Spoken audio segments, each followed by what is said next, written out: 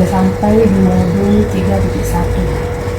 Dalam modul itu kami mempelajari tentang bagaimana pengambilan keputusan sebagai seorang pemimpin. Jadi kita saya mohon izin meminta waktunya sedikit untuk mendapatkan informasi bagaimana Bapak menangani kasus-kasus yang ada di sini. Ya, silakan. Yang pertama Pak, selama ini bagaimana Bapak dapat mengidentifikasi kasus-kasus yang merupakan dilema etika atau butuhkan darah? Ya, begini. Selama ini segala sesuatu yang ada pada di sekolah ini, tentu saya mengidentifikasi kasus tersebut dengan melihat dari sudut pandang moral maupun hukum. Iya. Apabila kasus tersebut melanggar hukum, jelas maka sudah tentu benar melawan salah. Namun jika masih bisa dikatakan benar, itu benar lawan benar.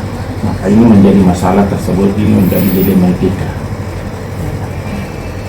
Terus Pak, dalam menjalankan pengambilan keputusan di sekolah, terutama untuk kasus-kasus di mana ada dua kepentingan yang sama mengandung nilai kebajikan, bagaimana Bapak melihatnya?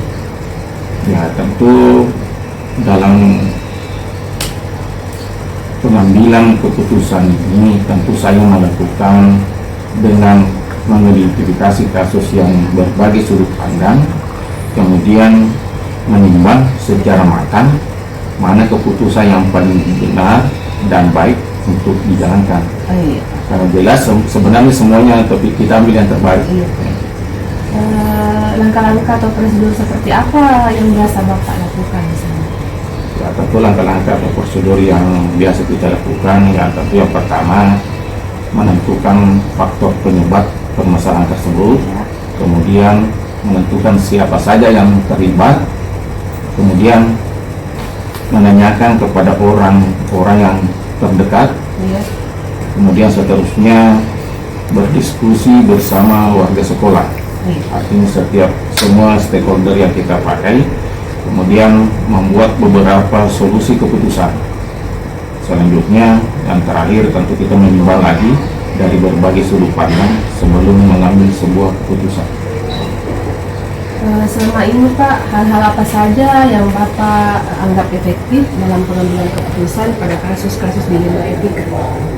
Ya, tentu selama ini hal-hal yang saya anggap efektif dalam pengambilan keputusan adalah dengan melakukan analisis kasus tersebut, kemudian menentukan solusi terbaik dengan menyesuaikan peraturan dan norma yang berlaku, serta mengedepankan kepentingan umum yang bermanfaat bagi banyak orang secara jangka panjang.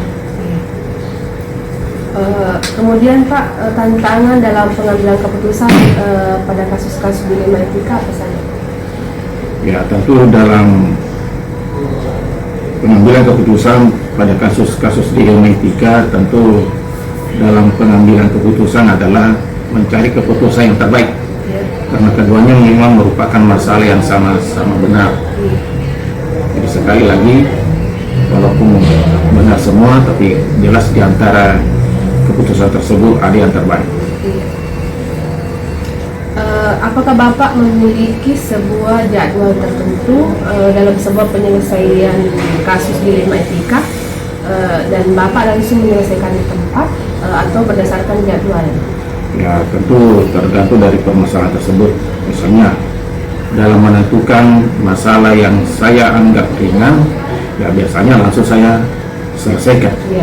Jika masalah itu berat, tentu saya harus melakukan atau menyesuaikan langkah-langkah yang ada seperti jawaban tadi yang terdahulu.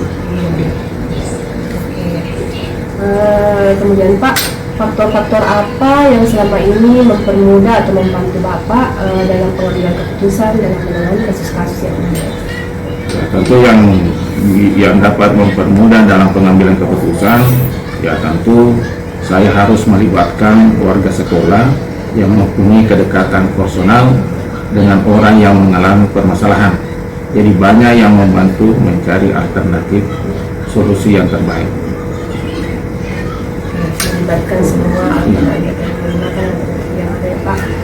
Kemudian Pak, dari semua hal yang telah disampaikan dalam pembelajaran, apa yang Bapak petik dari pengalaman selama ini dalam mengambil keputusan?